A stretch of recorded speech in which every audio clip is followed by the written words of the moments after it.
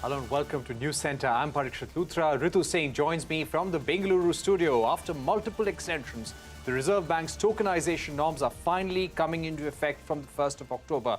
The central bank believes that the tokenization transition will prevent misuse of sensitive information that we share with merchant websites while making a transaction using debit or credit cards. Ritu, for the benefit of our viewers, in short, what is tokenization?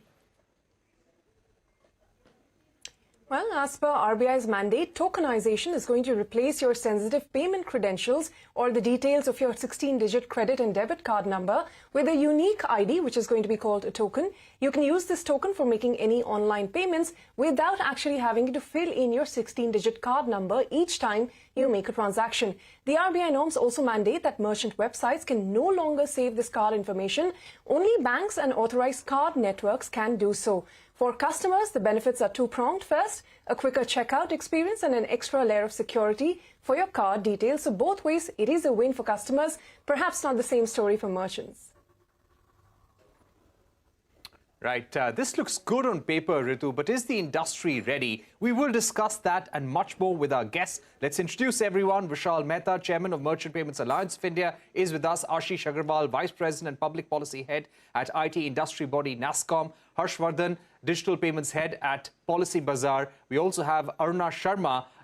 We spoke to her a short while back, and we will be getting you her view in a while from now.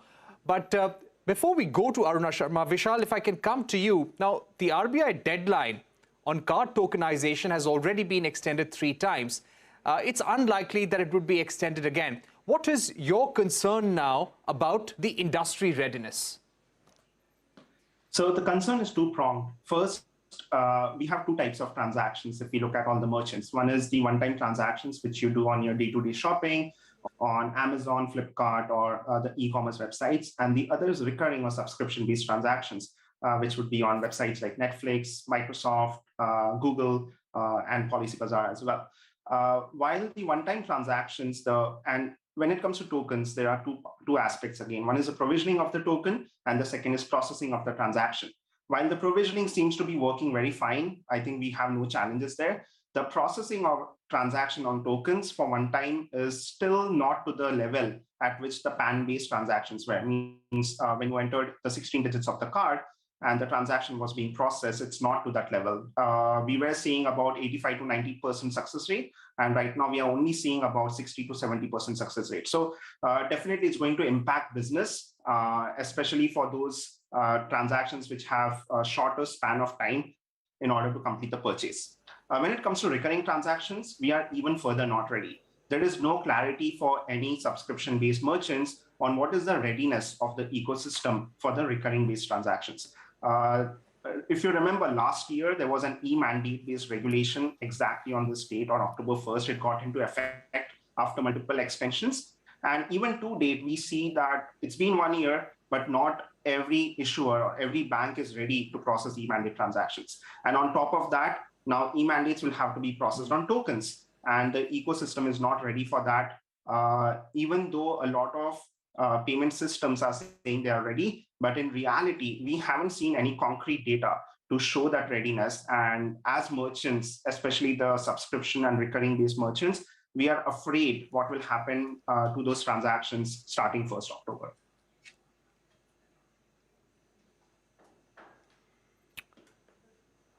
Right.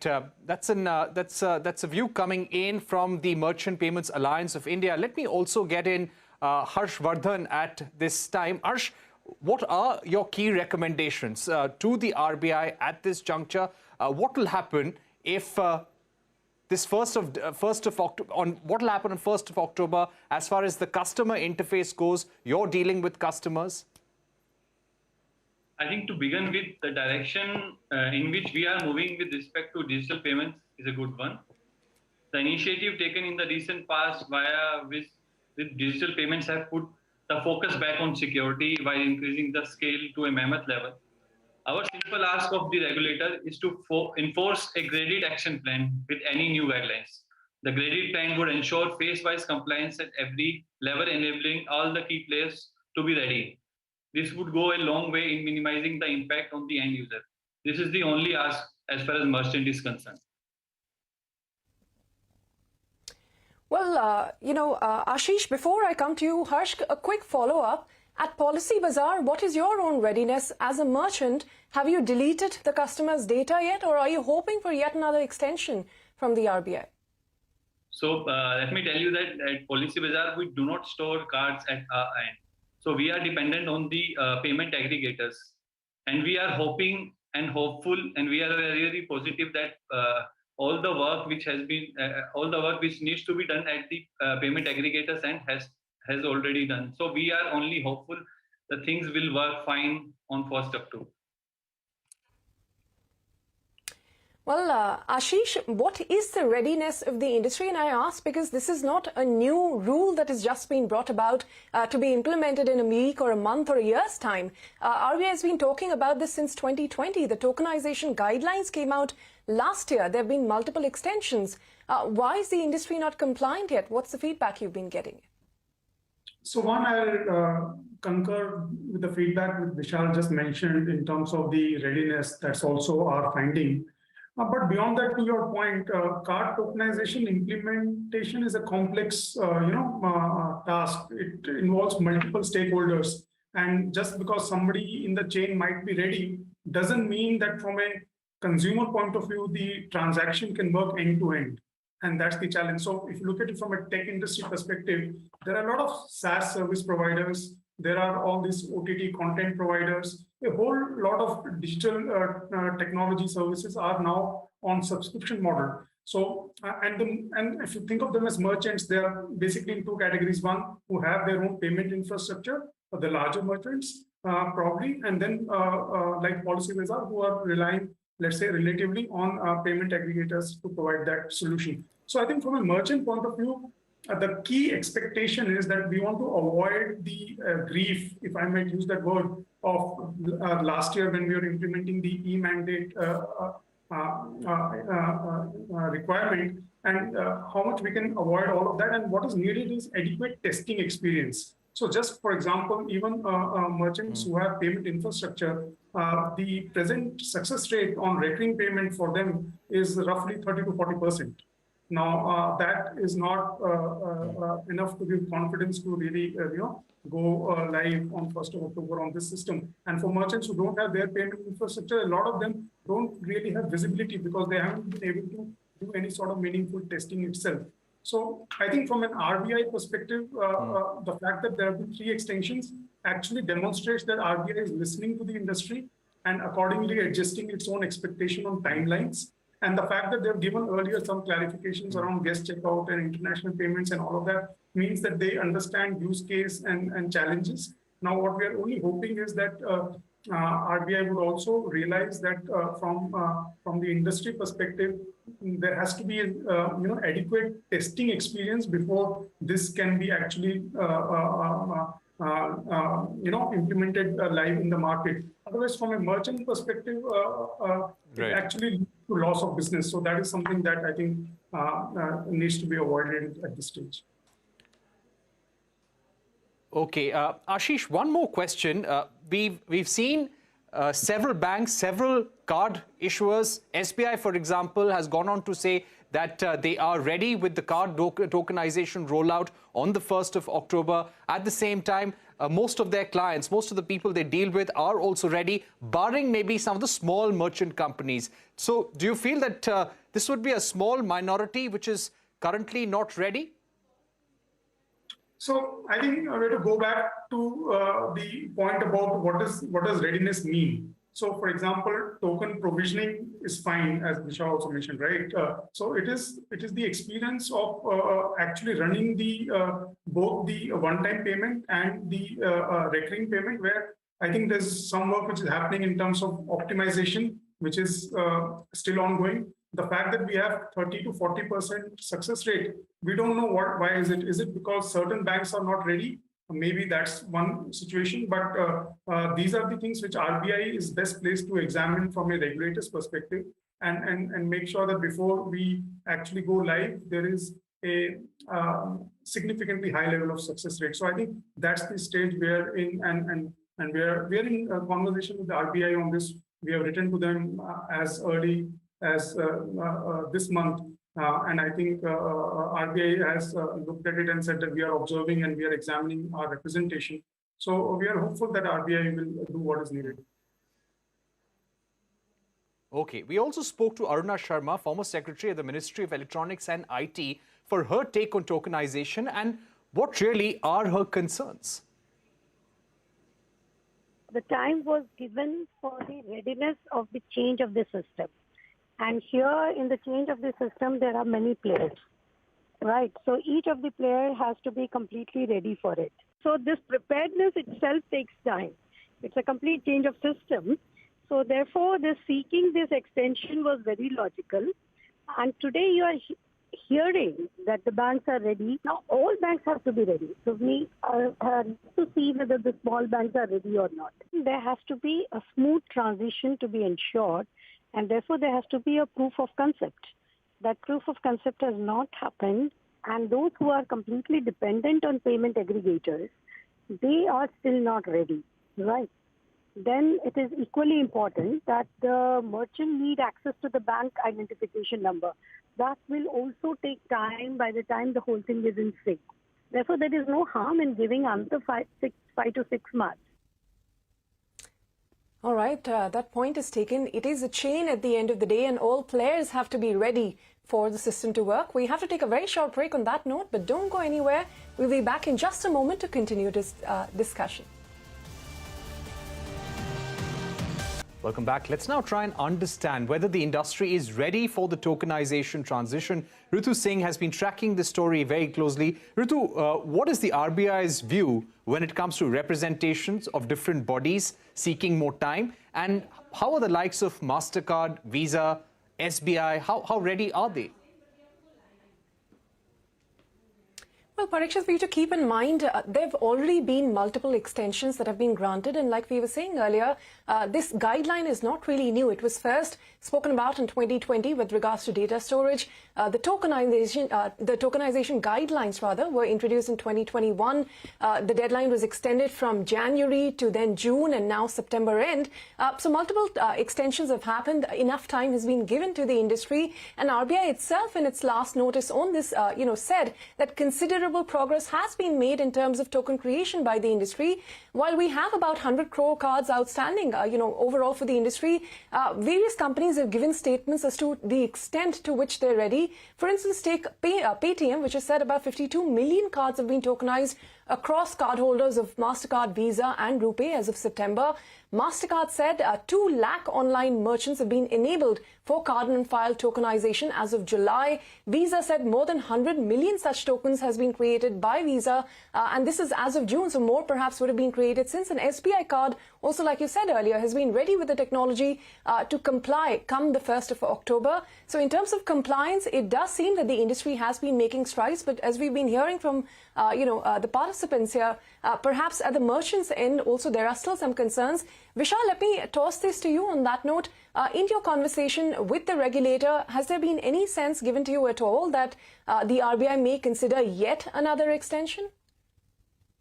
So we have requested for a variety of reasons for which the extension needs to happen. And as you rightly pointed out, one of them has been that as a merchants, we are not ready. And the primary cause of that is, this whole token implementation is a sequential process. So when there's an announcement by a bank issuer like SBI Card, they are ready, it means now BillDesk and Paytm and PayU, who are aggregators and processing with them, now they have to test, comply and ensure that the transactions are being processed in a compliant manner, in a tokenized manner, and then they have to demonstrate readiness. Once they demonstrate readiness, that is when it comes to the merchants for readiness. In all our representations to the regulator, we have always said that give merchants an additional 3 to 6 months after the rest of the ecosystem is ready, and do not club it with rest of the industry saying that industry has to be ready by so and so time. That is never going to happen. We are awaiting RBI's response. We just sent out a representation yesterday and today, and we are awaiting the response on what they think about it. But the idea from an empire perspective is that the merchants will always take 3 to 6 months more time after the rest of the ecosystem is ready to be compliant and without impacting the business significantly. Okay. Now, Vishal, you said that the industry, the merchant payment companies would need at least maybe 3 to 5 months to comply with the tokenization norms, and there is a chain that has to be followed. If there is no change by the 1st of October, what will be the course of action then onwards for you? So, end of the day, we have to comply with what the regulation is. And we are piping up all our systems to ensure that we are purging all the cards by the deadline, should there be no extension. The impact of that is that the customers, as Harsh said, the customers will face significant challenges, especially when auto debit needs to happen. I think it is clear that for one-time transactions, the friction point would not be so much. It will still be there, but the customers can still enter their card details and process the transaction through a guest checkout mechanism. However, for a recurring transaction where the customer is not present at the time of deduction, that cannot happen without tokenization. In fact, if the customer does not agree to tokenize the cards, then a subscription or a recurring transaction for them becomes moot. It is, it's not going to happen in the first place. So these are the challenges which the recurring and subscription merchants are really facing. And as we are compliant as a merchant body, and also each of our members want to ensure they are compliant by 1st of October. Our goal is definitely to ensure that all the cards are purged, which is the primary requirement for us, and we will do that should there be no extension. But it will impact our business. You're saying it's impacting business. And Ashish, give us a sense of the number of companies and who could be impacted, and what will be the financial impact if there has been any sort of assessment, or if you put any sort of view on that to the RBI and the government.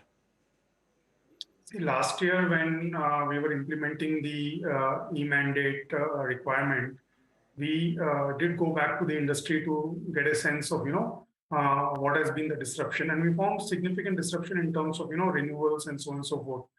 And this is what we have also communicated to the RBI, that given the experience last year, this time we should definitely avoid this. And clearly, given the fact that a lot of digital subscriptions of services are going to be hit, if, at least on the recurring payment, if it doesn't go through. For merchant, it's clearly disruption in business. And depending upon services which are more critical, where consumer may have the right incentive to immediately figure out an alternate mode of payment other than card, and so on and so forth. But there are a lot of other discretionary kind of payments where it may not be that kind of an urgent response where you would see disruptions happening. So we have communicated all this to RBI. I think the measure is a consumer protection measure, which should actually help the entire industry, including the merchants, in kind of expanding the base and being able to offer more and more, get more and more consumers onto the digital platforms. But what needs to be avoided is this teething trouble of crossing this hump of actually implementing this. And I think this can be done. RBI has been quite, considerate in terms of extending the deadlines. And as I think Arunaji said, it is possible to now look at least from a recurring payment point of view, one more extension to make sure that industry has got adequate testing experience. And what is the actual, impact in terms of business? I think that we will know immediately from October 1, if it is not extended. I think within 2 months, you will know the impact. Yeah. All right. So we'll see what happens, especially after the 1st of October. But Harsh, final thoughts. We understand most of the concern is on the recurring payment side. What sort of customer awareness initiatives has Policy Bazaar taken to ensure that customers also know that this is going to be an issue and they take steps to remedy that? Yeah, as I mentioned earlier, in case of recurring payments, there is no customer intervention is required. All the things has to be done at the payment aggregators and the payment gateways who store the cards at their end, and we do not store the cards. So the important point here is that the payment aggregator has to ensure that the tokens has to migrate seamlessly. If this is the only way, because customer has already given the consent to Policy Bazaar to store his card and do the auto pay deductions on monthly basis. So I don't think the customer intervention or awareness is in this time is required. The more important point is that the payment aggregators and network has to do the work at their end proactively.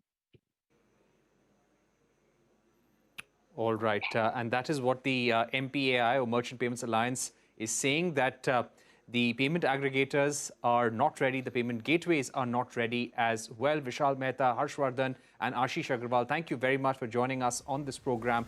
From Ritu and me, goodbye and thanks for watching.